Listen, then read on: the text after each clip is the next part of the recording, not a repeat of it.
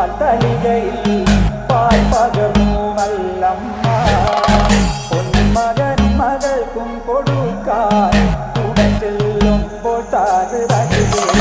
പച്ചപ്പാലിര നിരത്തു ഞാൻ പച്ചപ്പാലു കുടിച്ചാരോ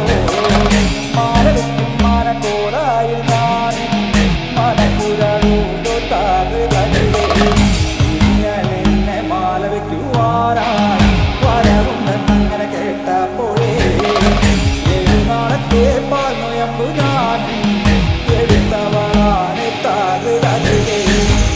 കൊല്ലം മാനക്കോടായി നല്ല വെട്ടും കൂടെ പാടിക്കൽ